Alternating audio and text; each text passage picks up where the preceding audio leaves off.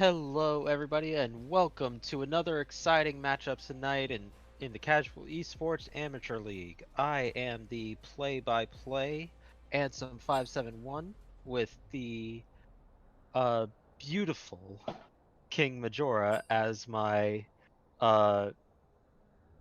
color caster tonight. All bow before the beauty of your king. No. Kidding. he wasn't ready for that. He's shy. So, tonight we have Clout 7 versus Aggressive Enchanters. It looks like Aggressive Enchanters are on the red side for game 1, and Clout 7 on the blue side. So, what is this matchup entailing? Well, I'm glad you asked. Currently, both these teams are at a 4-0 and 3-3 record because Clout 7 actually had their bye week for week 3, whereas Aggressive Enchanters have their week 5 as their bye week, since it is a 5-team division. So this can be a way for Clout 7 to solidify them going into playoffs as the first seed, or Aggressive Enchanters saying, nah, nah, nah, nah, nah. You gotta play one more week, bro. Yeah, I'm looking forward to this because I know there's a little bit of spice between these teams. So I'm looking forward to seeing that play out on the Rift. I know not only does Clout really want this win to solidify that first seed going into playoffs, but they really want it because let's be honest, they kind of want to rub it in aggressive enchanter spaces. So I'm looking forward to the spice. Hopefully, it doesn't. There's no BM on the Rift, but I'm looking forward to seeing it in their play. Yeah, and also, if I have a gander, I did some math earlier today for most of the divisions. So, being that this is the Demacia division, no team is eliminated from playoffs yet. We still have all seats up for grabs. So let let the let the games begin, as they say. It looks like we're about ready to get into the pro draft. Do you have any last minute things to discuss before we get in on this? So a little bit. Something I do want to add is in season 0, Vortex and Lightning were on the same team, so that adds a little bit to this as they do know each other. So that we may see that playing out in draft where Lightning gets some target bans or something like that. Lightning may just say, you know what, we're not worried about Vortex. He can play whatever he wants. So we'll see how that plays out. Yeah, and looking at the rosters again, I've been around since season 0, being a tribunal member and all that. Not anything important, I know. Aileron Roll, Vortex, and Autumn Gamer and Lightning, they've been around since season 0, and I've known Aileron Roll and Autumn Gamer since even before we started Seal. But we're already jumping into picks and bans, though. So let's stop with memory lane. We already see the Lucian band coming out. They understand Freddie Mercury will be subbing in for aggressive enchanters, and they do not want to see him play that. Mordekaiser banned in respect.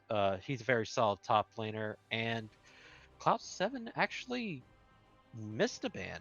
Yeah, so for folks at home, that should have been their first ban that they missed. As there is some disciplinary action against them earlier this in the season. So that should have been their first ban that they missed, but that's whatever. We'll let that one slide this time. I do like the Morgana coming out, making Autumn Gamer play something that. Ooh, yes, they are. Yes, so actually aggressive enchanters here did mess up by not dropping one of their bans. in the first round. I was hoping that would be the third ban, so I wouldn't have to say anything. Or a third ban, yeah. So looks like we're going to be remaking the draft. Yes. So apparently, aggressive enchanters, um, were supposed to lose a ban. Is that for the substitute or? Yes, that is for the substitute. With Uh, Freddie Mercury coming in, he should be causing a one ban loss. Um, yep, with loss of one ban. yes. Okay. So sorry about that, folks. We will take a quick break on that one just to get the draft refixed. Shouldn't take more than just a couple of moments, just a couple of minutes.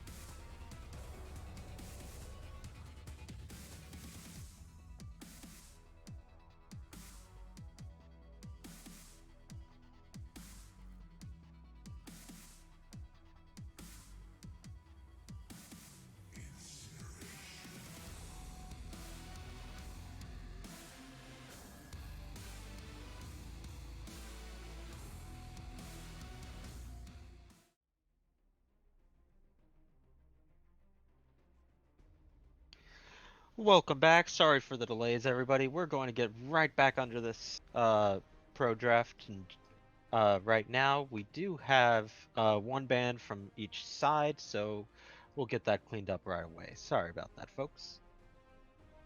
Yeah, and to clear up why bans are being lost for Clout 7 on blue side, it's disciplinary action against them, and for aggressive enchanters on red side, it's because their sub Freddie Mercury is one rank higher than what would normally be allowed, so they lose a ban for it. Uh, but here, coming around in second ban phase, we'll get to see what both teams are going to prioritize with their now limited bans. And still the Lucian coming out. I think that's a good idea because in Seal, Freddie Mercury is subbed for a couple teams. And besides one Karthus game, he's played all Lucian games. So making him perform on something else seems like a good idea.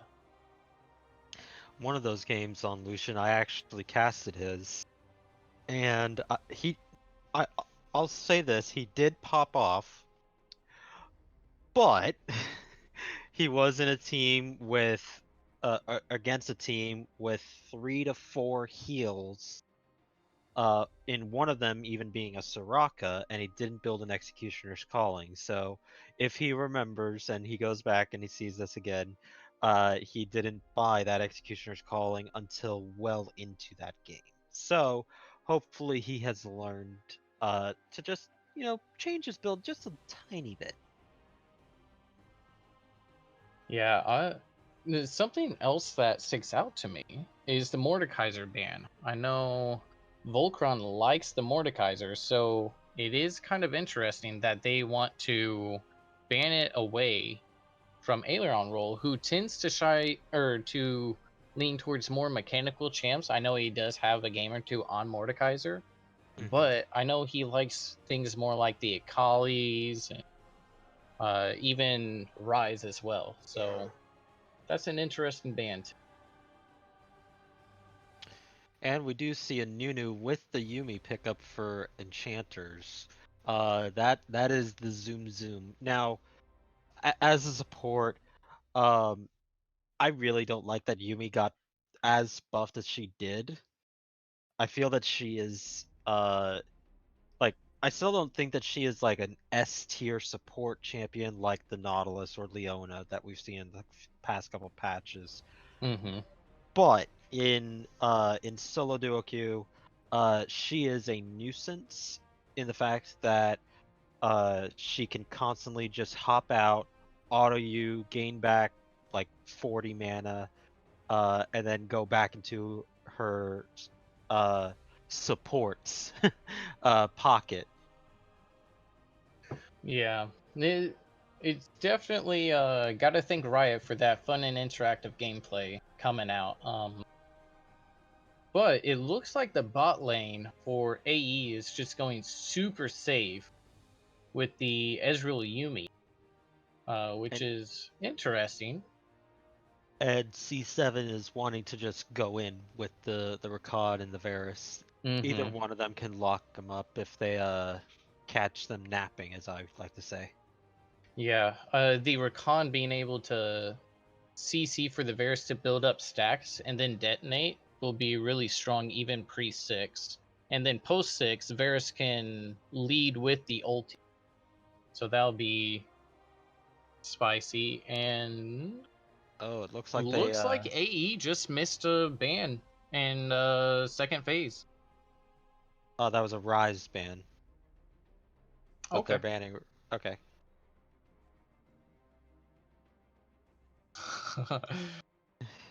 What as we can I see, they are having difficulties. But gotta love pro draft, right? yeah, it is the best tool available for when we don't all have every champion. So Yes. you, I'll give you, it you, that. t- you take However, you take your pros with your cons. yeah. However, is very buggy. Yeah. Um, I like the Vygar ban against Stud Nugget, um, making him play something.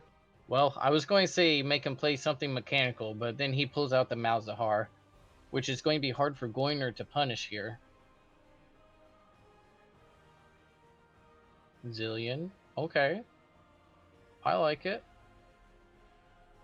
Look, okay, so they're putting all their eggs in the Varus basket, which is a interesting call. However, the Malzahar does kind of counter that with the being able to ult him. Ooh. But the problem I'm seeing from aggressive enchanters is really they don't have a lot of damage. No, they have uh they're almost kind of relying Clout 7 to actually get to them first and then throw damage out. Mm-hmm. Like with the Nunu and Alawi, because that is quite a considerable amount with the Alawi going off. But uh yeah, as you mentioned, um I actually do like the Varus pick as well into the Yumi because of his E being able to reduce healing. Absolutely. Yeah, ult into E will be really strong just to hold the Ezreal there, but the E in general, if he's able to land it, will be really strong. Like Mhm. Rakan W into E to do the damage, that would be really strong too. So I would like to see how they're able to combo this. I just so going into this, who do you think has the better draft? I like Cloud Sevens I, I do still, too. um, because like, so while they only have realistically a 2 carry damage threat, the fact that they have an Ornn, I bumped that to a 2.5. Hmm. And then with AE they have a 2 carry uh, realistically a 2 carry damage threat with a Lowy as this conditional, so they have a 2.5 carry damage threat. Hmm. But then again, Ornn is a much better engagement tool than a snowball. Correct. I what it's weird because like Volibear can just run at like the Ezreal and push him out of the fight, whereas Varus is pretty safe. You know, like the Nunu can run at Varus, but unless Nunu has somebody with him, there's not much threat on him. And Alawi is very easily kiteable. Yep. So I think that's going Especially to with the be. amount of slows and Mhm. uh, crowd control that Clout 7 has. Right. Well, just thinking of Varus by himself, he's going to have the ult, he's going to have the E slow, and he'll likely have a board. Because I'm guessing he's not going to go poke Varus. I'm guessing he'll go on hit, so he'll have the Bork. So that alone should be enough kiting to get to just kill the Alawi, I think.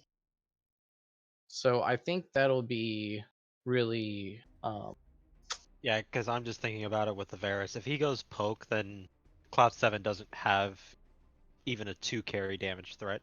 Like yeah, they if have one poke, and then it's on Zillion to land the bombs, and if he doesn't get the stuns, then there's no damage. Yeah, if Varus goes poke, then AE has a better draft. However, Yeah. if he goes on hit, then I think C7 has it because the orange is going to be able to buff the Bork, and that'll just put Varus on another level of damage compared to the other champs in this game.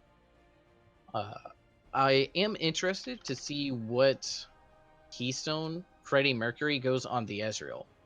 Personally, I've been running Dark Harvest Ezreal, and I've been seeing a lot of success with that. I really like the burst with your W.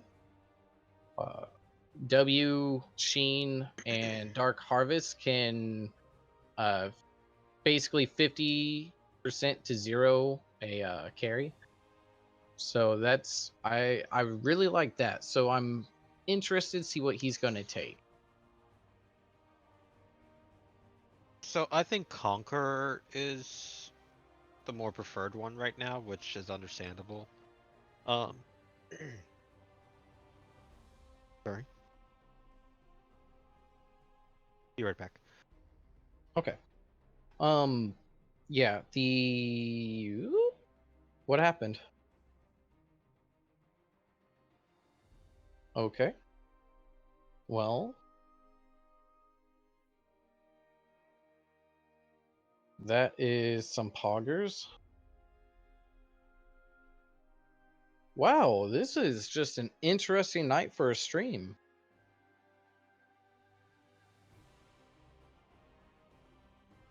ADC had Runebug, maybe. Oh. Yep, that's Runebug. He didn't have to restart client. You're just quitting out, changing your runes, and then going back in will fix that. Well. I thought Resolve Ezreal was the meta. Poggers. Let's see. Yeah, might as well go to break till we get through draft. I don't really want to go through that for a third time.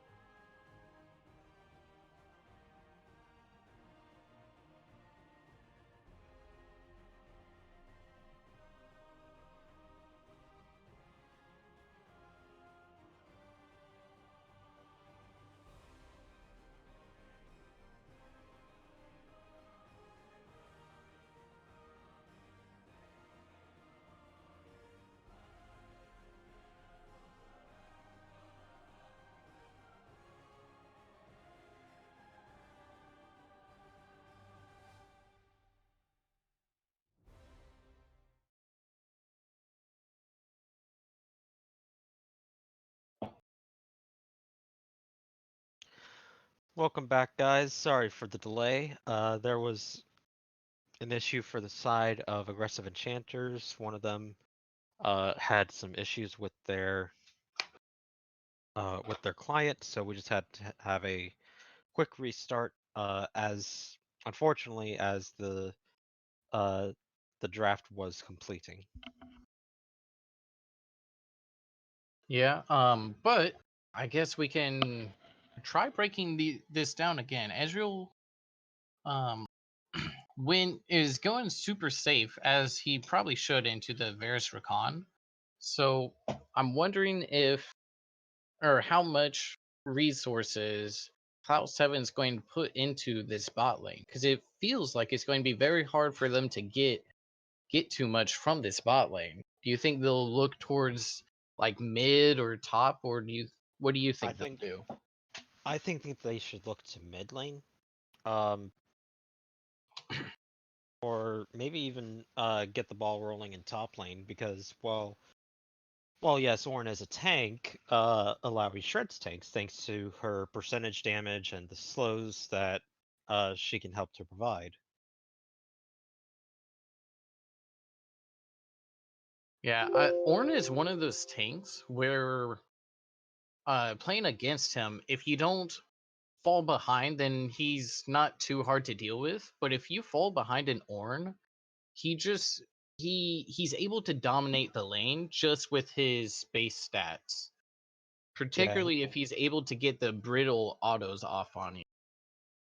yeah. As somebody who used to be a top laner, um, I played Ornn a lot because I like tanks, and I use them as if they were like a fighter, because of how large tanks' base stats are.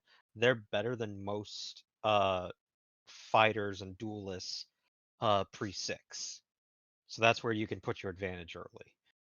Um, and yes, while Ornn also has his passive that allows him to buy items, it also allows him to upgrade everybody's items. So for Varus, it's probably going to be Bork. For Volibear, I don't remember if uh, I know Sunfire Cape. I know um, Abyssal Mask for that's the standard for what Ornn goes for, but I don't remember other tank items. I know Locket does for Rakan if he decides to go for that, but I don't remember all of the upgrades. Bork for Varus, as I said earlier. Yeah, I Um, can't say that I remember many of the Ornn upgrades that aren't damage items. I just yeah, don't play tanks much or supports. So, but that's a good point in that if Ornn's team doesn't build the items, then they don't get the upgrades. So yeah, that could be a huge amount of power that's just lost. yeah. And with the Zillion, he went for the Glacial Augment, so he's not going to have those until the till his third item after boots. Hmm. And I think the only one for AP realistically is Zonia's. Uh, Um, yeah. Let's see. There's Zonias. There's Rabadons. Rabadon's is one. Okay. Shoot, I'm sure there's more, but I'm just missing them. But I don't know how many of them Zillion would build.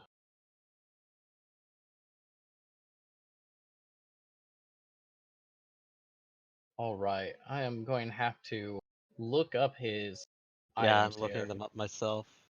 So Ludens, Rabadons, and Zonias. Um, yeah, not many options for tanks actually. It's Mm-mm. Sunfire, Iceborne, and Abyssal. And then for support, now Rakan can definitely go either the Redemption or the Locket. Both are fine for him.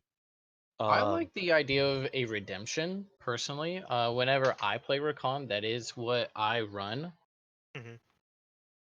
Um, but I know you are the resident support main in this stream. So what do you think? So I agree with the Redemption. I actually like on Rakan going for Ardent Sensor first, actually. Huh. Um, and the reason for that is because of your E, you're able to Mm-hmm. provide the proc of it effectively twice and extend the duration for that much longer with the Ardent Sensor. So while you are providing yourself with more AP, uh, and cooldown reduction and increasing of your shield, you're also able to provide your carry with effectively the same stats. And with the Varus being able to do physical and magic on hit thanks to his W, uh, yep, it is. In my opinion, I like Ardent Sensor for what it provides for Rakan to a on-hit carry like Varus. Right. That's I really like that idea. I let's see. Earlier I went Redemption first into Locket. So I actually went both to keep my team from dying as much as I could. Minions have spawned. Um, but we do see Ezreal getting that spicy level 1 poke down. If this was Klepto Ezreal, he would already have an insurmountable lead. Yeah. Or he got unlucky and only got 10 gold. Yeah. Um, so we actually see Ezreal did pick up mana flow band, so he did get one stack so far, so keep track of that mana, boys. That's going to be helpful later. Something else I want to point out is Ezreal went Doran's Ring. Yeah, he's not all too fond of how low mana Ezreal can get early on before he gets that tier. Yeah, that's really I know I say it a lot, but I think that's interesting. I haven't seen the Doran's Ring on start before, but maybe that's just something I'm missing. So that'll be something to watch, see if that actually enables him to poke a lot more early on.